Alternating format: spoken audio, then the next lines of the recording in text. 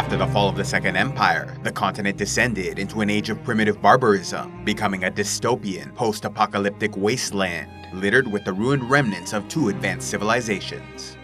While most adapted to this new reality, some few banded together to form a guild of adventurers, dedicated to scouring the landmass so they might sift through rubble and ash, braving many dangers to seek technology from the past, as well as books, scrolls, or even bits of parchment, which might provide insight into the history of the continent.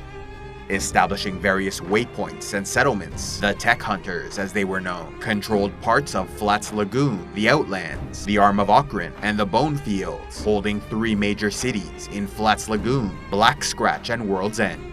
In time, they also came to possess Morn, a former United Cities holding, which became independent after a successful slave revolt and later fell under the influence of Tech Hunters.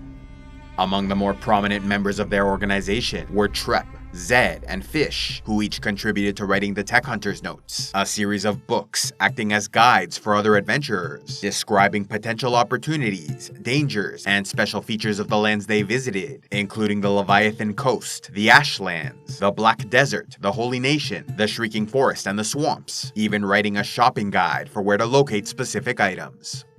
A largely neutral faction that did not involve itself in the politics of other states, they worked closely with their allies in the University of Machinists, a guild of scholars who, in addition to researching the history of their world, studied the technology recovered and repurposed it to help the people of the wasteland.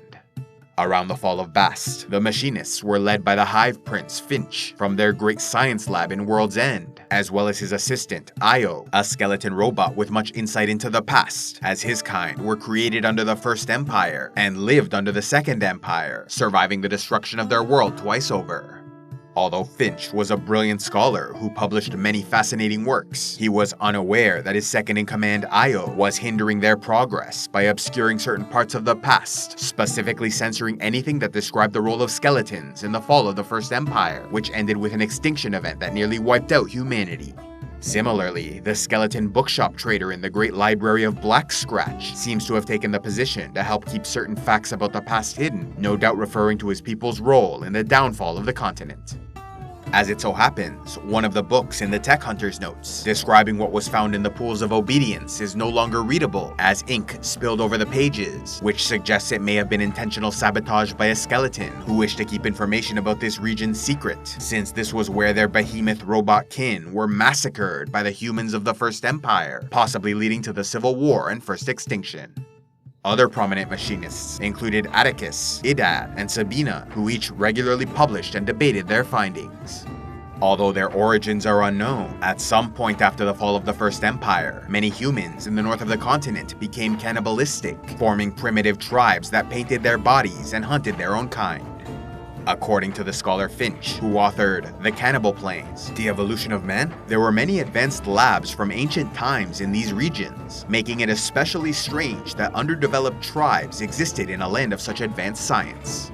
While he admits they may have simply been reduced to cannibalism through severe famine, Finch also offers more interesting possibilities in that they may have devolved from toxic environmental factors, or else perhaps were exposed to a dangerous substance from their labs.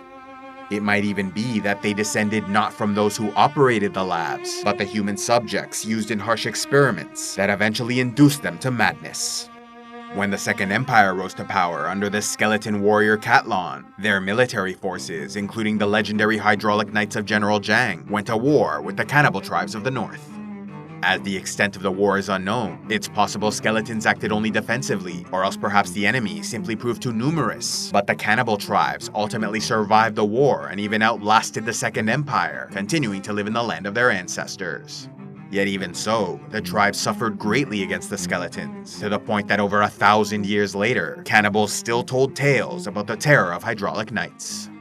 By the fall of Bast, many centuries after the collapse of the Second Empire, the cannibal tribes continued to prosper in primitive camp-like settlements across the Cannibal Plains and Darkfinger. Operating under what seems to be a patriarchal hierarchy, the tribes were led by a grand wizard from his capital in the Cannibal Plains. Then there was the Savage Meat Lord, serving as their greatest warrior, and cannibal chiefs to lead the tribes. Other ranks included their best warriors, the mighty Canheads, followed by cannibals and scrawny cannibals. Although they attacked anyone who entered their lands, the tribes have long been at war with the people of the Holy Nation and United Cities, and were likely responsible for the downfall of Dead Cat, a startup nation in the north, which failed to grow because of constant cannibal attacks that eventually left them a scattered minor power. The cannibal tribes also started moving into the Hidden Forest, leading to war with the Flotsam Ninjas, escaped women and slaves rebelling against the Holy Nation. A special thanks to all those who contribute to Civilization X, like Barachado, Edengruir Spicy Sky Frugran, Tom Moonstruck Waters, and Tio the Iron Banker. If you'd like to help the channel, be sure to give a like, leave a comment, subscribe, and click on the links below, or else go to patreon.com/civilizationx, where you can gain early access to videos, vote on future content, and watch the Patreon-only series, Heroes of Lore and Legend.